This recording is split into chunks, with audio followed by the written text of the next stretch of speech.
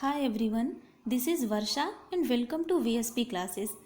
आज के वीडियो में हम बात करेंगे हिंदी शब्द विचार अ कंप्लीट कोर्स के बारे में, जिसका आज हम लेसन 2 देखेंगे।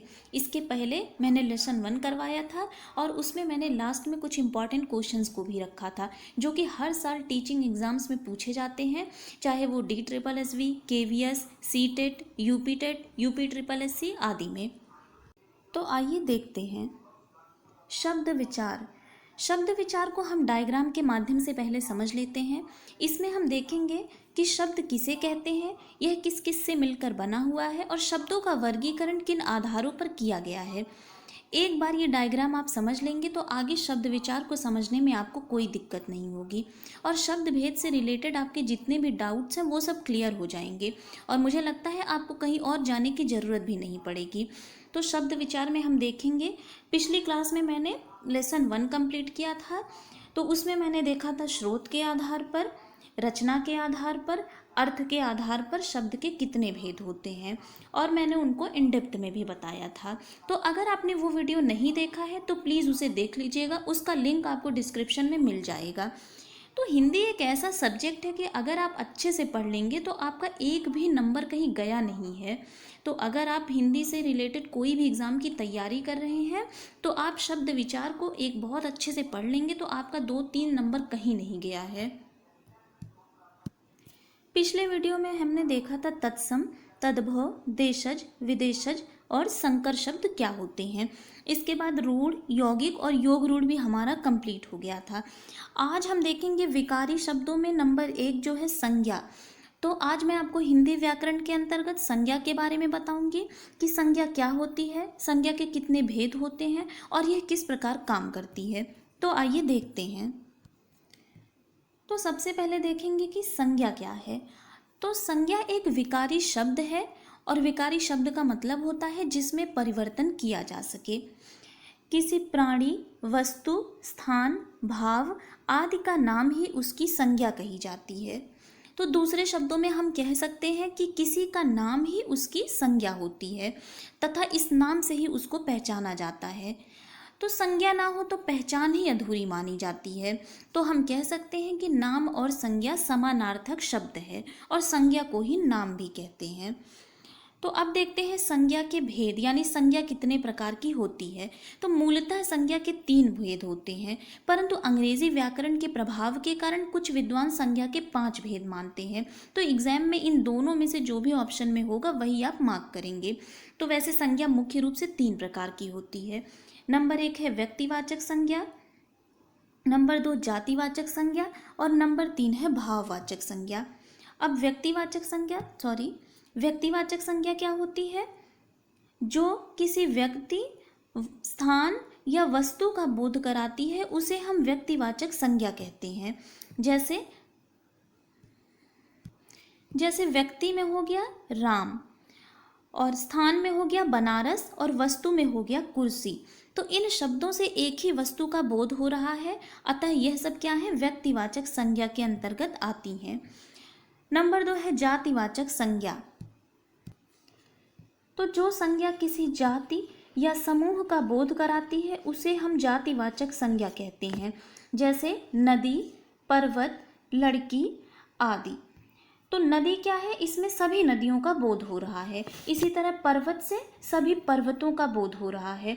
तो अगर हम नदी की बात करें तो नदियों से तो सभी तरह की नदियों का बोध होता है, किंतु गंगा एक विशेष नदी का नाम है, इसलिए गंगा क्या है? व्यक्तिवाचक संज्ञा है और नदी में सारी नदियां शामिल हो जाती हैं। जातिवाचक संज्ञा को हम 2 भागों में बांटते हैं। नंबर 1 है द्रव्यवाचक संज्ञा और नंबर 2 है समूहवाचक संज्ञा। अब द्रव्यवाचक संज्ञा क्या होता है?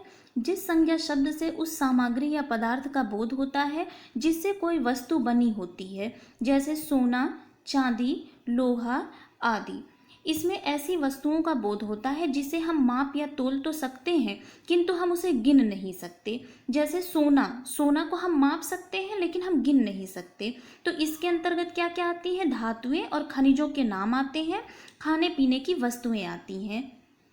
उसके बाद नंबर 2 है समूहवाचक संज्ञा। जो संज्ञा शब्द किसी एक व्यक्ति का वाचक ना होकर समूह या समुदाय का बोध कराता है उसे हम समूहवाचक संज्ञा कहते हैं। जैसे टीम, तो टीम में क्या होता है, टीम में जितने भी मेंबर हैं सब आ जाएंगे। इसी तरह परिवार, परिवार में जितने परिवार के सदस्य हैं सभी शामिल हो जाएंगे, तो ये समूहवाचक संज्ञा होती है। अब संज्ञा में नंबर 3 है भाववाचक संज्ञा। किसी भाव, दशा आदि का ज्ञान कराने वाले शब्द भाववाचक संज्ञा होते हैं। जैसे क्रोध, यौवन, मिठास आदि। तो जैसे एक एग्जाम्पल से हम देखते हैं कि राम बहुत ही ईमानदार है। तो इस वाक्य में आप देख सकते हैं कि राम के अंदर ईमानदारी का गुण है। तो इस वाक्य में ईमानदार शब्द क्या हुआ, वो भाववाचक संज्ञा हो गई। अब आगे देखते हैं। संज्ञा के 3 आधार माने गए हैं, लिंग, वचन और कारक। अब एक एक करके हम समझते हैं कि लिंग क्या है, वचन क्या है और कारक क्या है। तो देखते हैं लिंग। इन्हें संज्ञा की कोटियां भी कहा जाता है। तो संज्ञा के जिस रूप से व्यक्ति या वस्तु की नर या मादा जाति का बोध होता है उसे हम व्याकरण में लिंग कहते हैं। दूसरे शब्दों में हम कहें तो संज्ञा शब्दों के जिस रूप से उसके पुरुष या स्त्री जाति होने का पता चलता है उसे हम लिंग कहते हैं। लिंग संस्कृत भाषा का एक शब्द है जिसका अर्थ होता है चिन्ह या निशान। जैसे पुरुष जाति में कौन कौन आता है, बैल, बकरा, मोहन, मोर आदि। और स्त्री जाति में कौन कौन, मोरनी, लड़की, बकरी, गाय आदि। तो लिंग के द्वारा ही हम ये निर्धारित करते हैं कि कौन नर जाति का है और कौन मादा जाति का है। अब देखते हैं लिंग के प्रकार। तो हिंदी में 2 ही लिंग होते हैं, एक होता है पुल्लिंग और दूसरा होता है स्त्रीलिंग। अब देखते हैं पुल्लिंग क्या होते हैं। तो संज्ञा के जिस रूप से पुरुष जाति का बोध होता है उसे हम पुल्लिंग कहते हैं। जैसे कुत्ता, बालक, घोड़ा, राजा, बंदर, फूल, हंस आदि। ये सब पुल्लिंग में हैं, ये सब पुल्लिंग की श्रेणी में आते हैं। तो इससे क्या पता चल रहा है कि ये पुरुष जाति का बोध करा रहा है। अब पुल्लिंग में तो बहुत सारे शब्द हैं और वो याद करना नामुमकिन है। तो कुछ शब्द ऐसे हैं जिनसे हम पहचान कर सकते हैं कि ये पुल्लिंग है और ये स्त्रीलिंग है। तो आइए देखते हैं पुल्लिंग की पहचान। कुछ संज्ञाएं हमेशा पुल्लिंग होती हैं, जैसे खटमल, भेड़िया, खरगोश, चीता, मच्छर, पक्षी आदि। ये सब क्या होती है, ये हमेशा पुल्लिंग में होंगी। समूहवाचक संज्ञा मंडल, समाज, दल, समूह, वर्ग आदि पुल्लिंग होते हैं। समूहवाचक संज्ञा में ये जितने भी शब्द हैं ये हमेशा पुल्लिंग होते हैं। दिनों के नाम में सोमवार, मंगलवार, बुधवार, बृहस्पतिवार, शुक्रवार, शनिवार और रविवार आदि जो होते हैं, यानी सारे दिनों के नाम वो सब पुल्लिंग होते हैं। इसी तरह महीनों के नाम फरवरी, मार्च, चैत्र, वैशाख ये सब पुल्लिंग होते हैं। लेकिन हर चीज़ में कोई ना कोई अपवाद अवश्य होता है।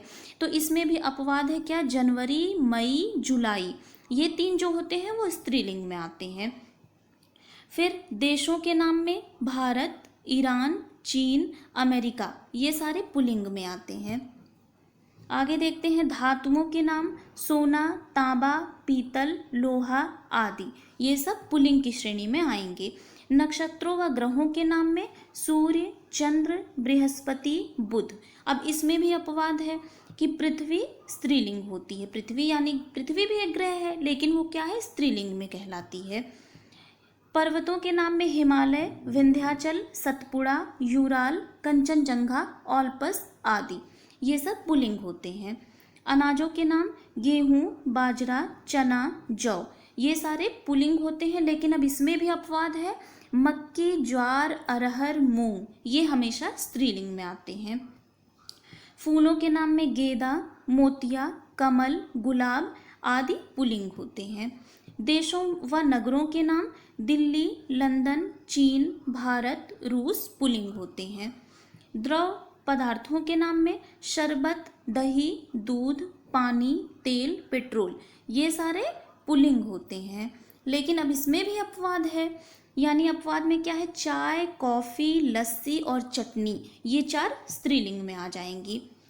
फिर समय में घंटा, पल, मिनट, सेकंड ये सारे पुल्लिंग होते हैं। और हाँ, आकारांत संज्ञाएं जितनी भी होती हैं वो सारी पुल्लिंग होती हैं, जैसे गुस्सा, चश्मा, पैसा, छाता, ये सब पुल्लिंग में आती हैं।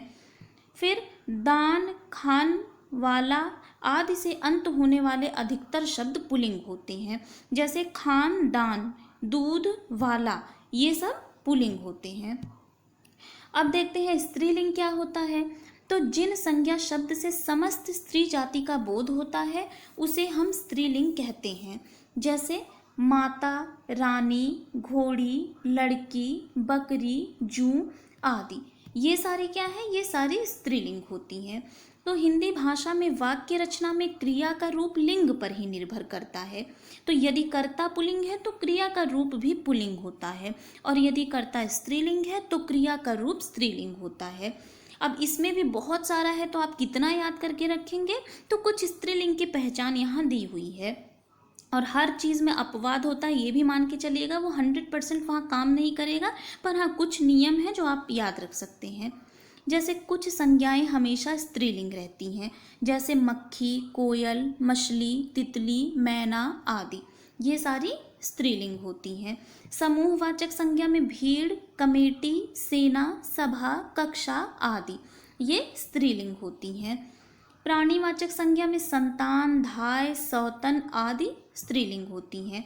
नक्षत्र में अश्वनी, रोहिणी, मृगशिरा, रेवती आदि स्त्रीलिंग होती हैं। बोली में मेवाती, ब्रज, खड़ी बोली, बुंदेली आदि स्त्रीलिंग होती हैं।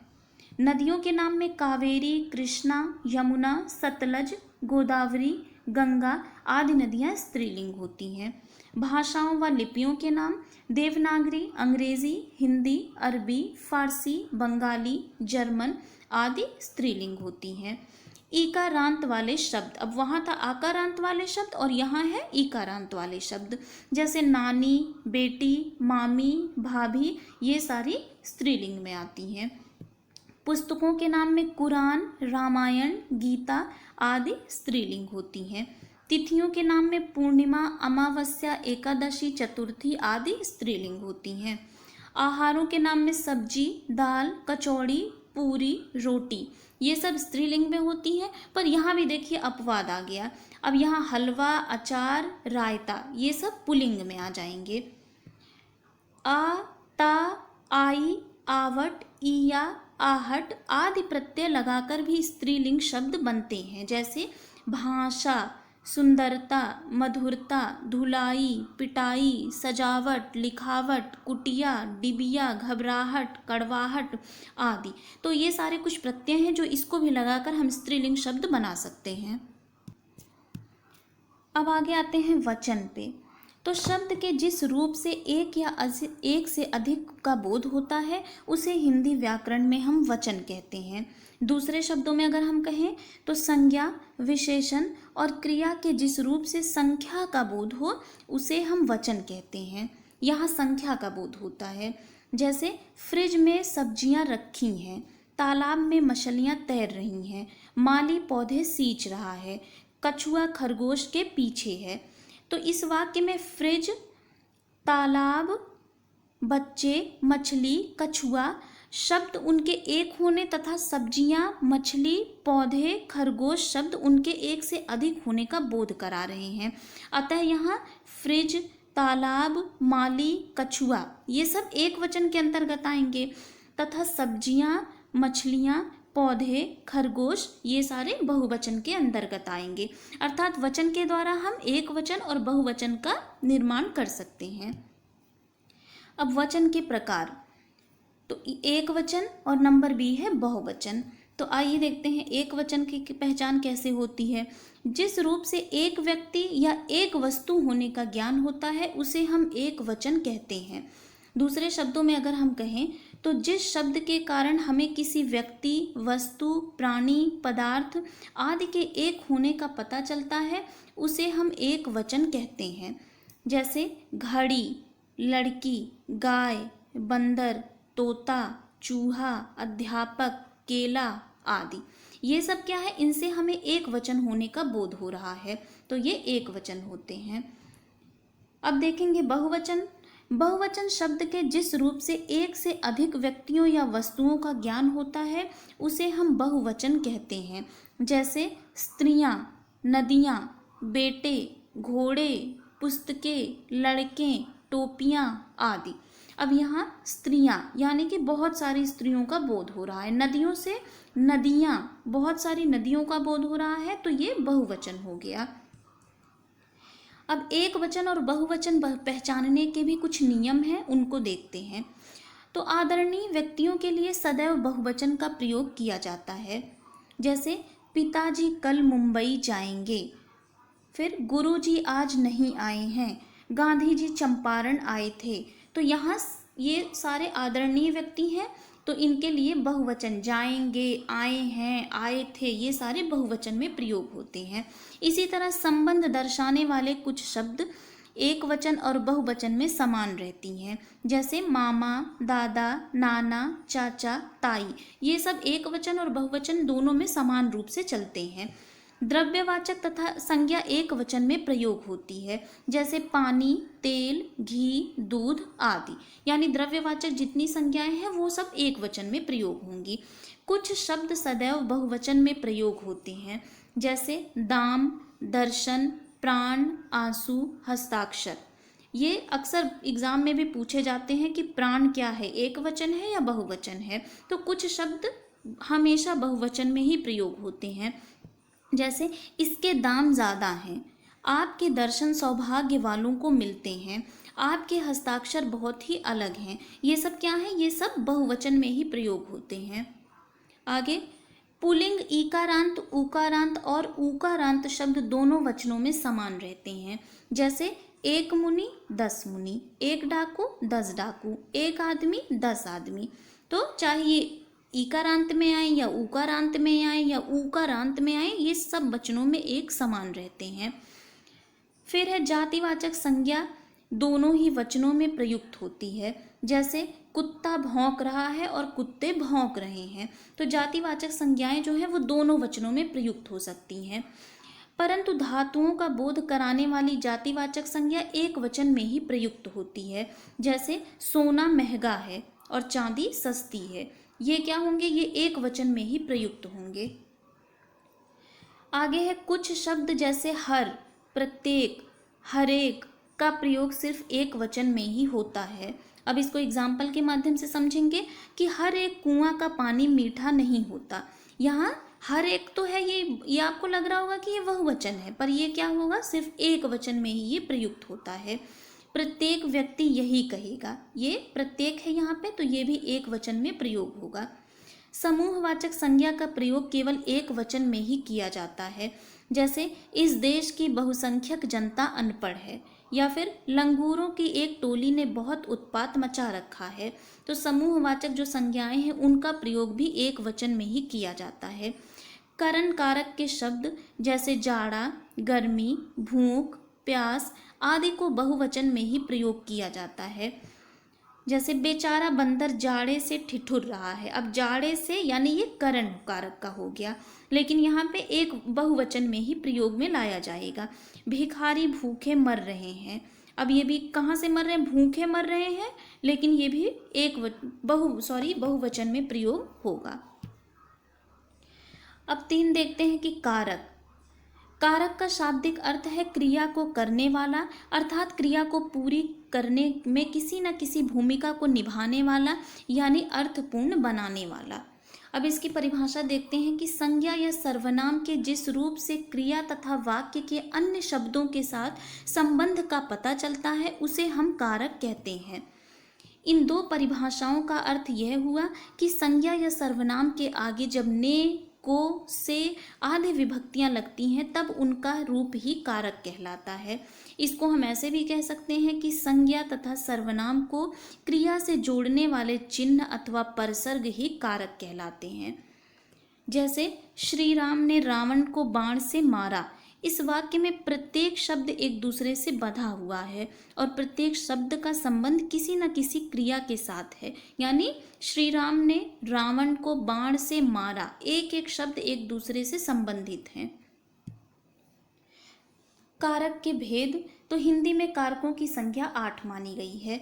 कर्ता कारक, कर्म कारक, करण कारक, संप्रदान कारक, अपादान कारक, संबंध कारक, अधिकरण कारक और संबोधन कारक। आगे हम इनको एक एक करके देखते हैं। तो सबसे पहले कारक चिन्हों पर एक नज़र डालेंगे, इनकी विभक्तियां क्या होती हैं ये देखेंगे। तो कर्ता ये प्रथमा विभक्ति है और इसका चिन्ह है ने। कर्म कारक द्वितीया विभक्ति है, इनका चिन्ह है को। करण कारक तृतीया विभक्ति, चिन्ह है से के द्वारा। संप्रदान कारक चतुर्थी विभक्ति, चिन्ह है को के लिए। अपादान कारक पंचमी विभक्ति, चिन्ह है से अलग के अर्थ में। संबंध कारक है षष्ठी विभक्ति, का की के रा री रे इनका चिन्ह है। अधिकरण कारक है सप्तमी विभक्ति, में और पर इनका चिन्ह है। संबोधन है संबोधन विभक्ति, हे अरे हो संबोधन चिन्ह है। अब आइए एक एक करके हम देखते हैं कि कर्ता क्या है, कर्ता क्या है, कर्म क्या है, करण क्या है, आइए समझते हैं। कर्ता कारक, कर्ता का अर्थ ही होता है करने वाला। जैसे आयुष ने स्वर्ण पदक जीतकर विद्यालय का सम्मान बढ़ाया, तो इस वाक्य में सम्मान बढ़ाने वाला कौन है? आयुष है, अर्थात कर्ता भी वही है और इसका ज्ञान करा रहा है। यहाँ ने परसर्ग का, किसने? आयुष ने, तो ने परसर्ग का उपयोग किया गया है, यानी ने चिन्ह का उपयोग किया गया है। तो शब्द के जिस रूप से क्रिया के करने वाले का बोध होता है उसे हम कर्ता कारक कहते हैं, यानी जो करने वाला क्रिया को जो करता है उसी को हम कर्ता कहते हैं। माँ ने खाना खाया, तो यहाँ देखिए ने परसर्ग का प्रयोग हुआ है, यानी ये कर्ता कारक है। दूसरा है कर्म कारक, शब्द के जिस रूप से क्रिया का फल पड़े उसे हम कर्म कारक कहते हैं। कर्म कारक का परसर्ग यानी चिन्ह क्या होता है? को, कर्म को, अर्थात जो कर्म का फल जिस पर पड़ता है वही कर्म कारक होता है। डाकिया ने साहब को पत्र दिया, अब यहाँ कर्म कारक है साहब को, तो कर्म की पहचान के लिए क्रिया के साथ क्या तथा किसको लगाकर प्रश्न करने पर जो उत्तर आता है वही कर्म है। अब यहाँ भी हम एक बार उत्तर देखेंगे क्या आ रहा है। तो क्रिया के साथ क्या, तो क्या दिया? पत्र दिया, उत्तर मिल जा रहा है। किसको दिया? तो साहब को दिया, यानी दोनों प्रश्नों का अगर उत्तर मिल जा रहा है तो ये क्या है? कर्म कारक है। आगे नंबर 3 है करण कारक, कर्ता जिस साधन या माध्यम से कार्य करता है उस साधन या माध्यम को ही करण कारक कहते हैं और इसका चिन्ह है से के द्वारा तथा के साथ। अब एग्जाम्पल देखते हैं। राम ने राष्ट्रपति के हाथों पुरस्कार पाया, अब यहाँ करण कारक यानी साधन कौन बन रहा है? हाथों द्वारा। फिर मुझे जहाज से कोलकाता जाना है, किससे जाना है? तो जहाज से जाना है, तो यहाँ करण कारक हो गया। नंबर 4 है संप्रदान कारक, जहाँ कर्ता किसके लिए कार्य करता है या जिसे कुछ देता है उस भाव को बताने वाले शब्द को संप्रदान कारक कहते हैं। इस कारक के परसर्ग हैं को या के लिए। जैसे नेताजी ने गरीबों को कंबल बांटे, तो यहाँ पहली बात तो कुछ दिया जा रहा है यानी दान दिया जा रहा है, कौन दे रहा है? नेताजी ने, तो यहाँ हो जाएगा संप्रदान कारक। इसी तरह उसने विद्यार्थी को पुस्तक दी, यहाँ भी दान दिया जा रहा है। और अब देखिए यहाँ चिन्ह क्या है? को के लिए, तो यानी विद्यार्थी को पुस्तक दी, तो यहाँ संप्रदान कारक हो जाएगा। नंबर 5 है अपादान कारक, संज्ञा और सर्वनाम के जिस रूप से अलग होने, दूरी बताने या तुलना करने तथा सजाने आदि के भाव का पता चलता है उसे हम अपादान कारक कहते हैं। इसका परसर्ग से होता है। अपादान कारक की पहचान के लिए क्रिया के साथ कहाँ से, किससे लगाकर प्रश्न किया जाता है, फिर उसका जो उत्तर आता है वह अपादान कारक होता है। एग्जाम्पल देखते हैं। नेहा सीमा से सुंदर है, अब ऊपर आपने पढ़ा कि तुलना करने, तो यहाँ तुलना की जा रही है कि नेहा जो है वो सीमा से सुंदर है और इसका परसर्ग भी होता है क्या? से, यानी कि ये अपादान कारक है। बाघ शिकारी से डर गया, अब बाघ किससे डर गया? तो शिकारी से डर गया, यानी ये भी अपादान कारक के अंतर्गत आएगा। छठवां है संबंध कारक, संज्ञा के जिस रूप से दो संख्याओं अथवा सर्वनामों के आपसी संबंध का पता चलता है वह संबंध कारक कहलाता है। संबंध कारक की पहचान के लिए अथवा सर्वनाम के साथ किसका, किसकी, किसने आदि शब्दों को लगाकर प्रश्न करके उसके उत्तर प्राप्त किए जाते हैं, वही उत्तर संबंध कारक कहलाते हैं। और संबंध कारक का चिन्ह क्या है? का, के, की, रा, रे, री, ना, ने, नी आदि होते हैं। जैसे कल नेहा की शादी है, नेहा की, तो यहाँ आपने चिन्ह भी देखा कि का, के, की, यानी ये संबंध कारक है। 7वां है आपका अधिकरण कारक। संज्ञा के जिस रूप से क्रिया के समय, स्थान, अवसर आदि का पता चलता है उसे हम अधिकरण कारक कहते हैं। अधिकरण कारक के परसर्ग में तथा पर होते हैं। अधिकरण कारक की पहचान के लिए वाक्य में क्रिया के साथ कहाँ लगाकर प्रश्न करने तथा उत्तर प्राप्त करने के लिए किया जाता है। जैसे पेड़ पर चिड़िया बैठी है, तो चिड़िया कहाँ बैठी है? तो पेड़ पर, और इसका चिन्ह भी होता है में या पर। फिर थैले में फल है, तो कहाँ फल है? थैले में, यानी ये अधिकरण कारक होता है। संबोधन, ये अंतिम है, संबोधन कारक। जिन संज्ञा शब्दों का प्रयोग किसी को बुलाने या पुकारने अथवा संबोधित करने के लिए किया जाता है वह संबोधन कारक कहलाता है। संबोधन कारक में परसर्ग अरे, हे, ओ आदि होते हैं। जैसे अरे राम यहाँ आना, हे वीरों मातृभूमि की रक्षा करो, तो ये संबोधन कारक हो गया। अब आगे हम देखिए कुछ क्वेश्चन देखते हैं। निम्नलिखित में से कौन सा शब्द सदा बहुवचन में प्रयोग होता है? शिशु, भक्ति, पुस्तक और प्राण। सबसे पहले देखिए यूपी पीसीएस में आया हुआ था ये क्वेश्चन, और अभी हमने पीछे पढ़ा है कि कुछ शब्द होते हैं जो सदैव बहुवचन में होते हैं, जैसे प्राण, हस्ताक्षर, दर्शन आदि। तो यहाँ देखेंगे ऑप्शन डी राइट हो जाएगा, प्राण। फिर भाववाचक संज्ञा के अंतर्गत आते हैं पशु पक्षी आदि, गुण या दोष आदि, दिशाएं आदि या आभूषण आदि। तो भाववाचक संज्ञाओं में गुण या दोष आते हैं, यानी ऑप्शन बी हमारा राइट आंसर हो जाएगा। फिर भूखे को अन्न दो और प्यासे को जल, वाक्य किस कारक का है? ए संप्रदान, अपादान, संबंध और अधिकरण। ये यूपी टीजीटी एग्जाम में पूछा हुआ है। तो भूखे को अन्न दो और प्यासे को जल, अब यहाँ देने की बात यानी दान देने की बात हो रही है, तो यहाँ संप्रदान कारक यानी ऑप्शन ए हमारा राइट आंसर हो जाएगा।